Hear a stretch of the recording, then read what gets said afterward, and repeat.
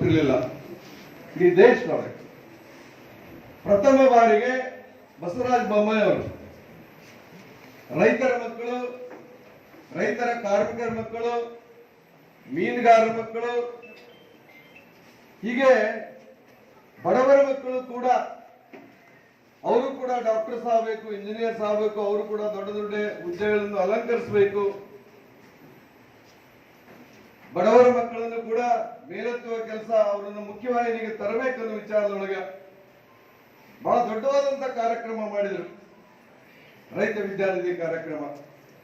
ಆದ್ರೆ ದುರ್ದೈವದ ಸಂಗತಿ ಇವತ್ತಿನ ಸರ್ಕಾರ ಅದರ ಮಹತ್ವವನ್ನ ಅವರು ಅರ್ಥೈಸಿಕೊಳ್ಳಿಲ್ಲ. ಹೀಗಾಗಿ ಆ ಒಂದು ಯೋಜನೆ ಇವತ್ತು ನಿಂತು ಹೋಗ್ಯದ. ಬರ್ತಕ್ಕಂಥ ದಿನಮಾನದಲ್ಲಿ ಖಂಡಿತವಾಗಿ ನಾವು ಯೋಜನೆಯನ್ನ ಜಾರಿ ಕೊಡ್ಲಿಕ್ಕೆ ಸರ್ಕಾರದ ಮೇಲೆ ಒತ್ತಡ ಏನೇ ಇರ್ತೀವಿ.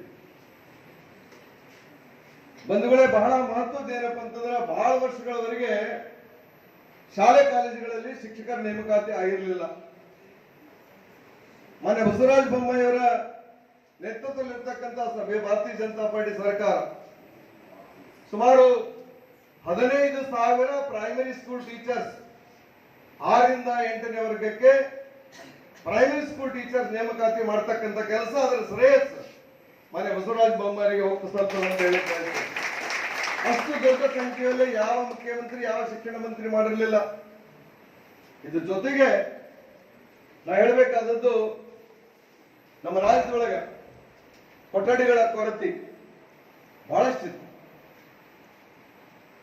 ಹಾಗಾಗಿ ಅವರ ಅವಧಿಯೊಳಗ ಸುಮಾರು 7,000ಕ್ಕೂ ಹೆಚ್ಚು ಹೊಸ ಕೊಠಡಿಗಳ ನಿರ್ಮಾಣಕ್ಕೆ ಅವರು ನಿರ್ಧಾರ ಕೈಗೊಂಡು ಬಜೆಟ್ ಒಳಗ ಅಮೌಂಟ್ ಅನ್ನ ಪ್ರೊವೈಡ್ ಮಾಡಿದ್ರು.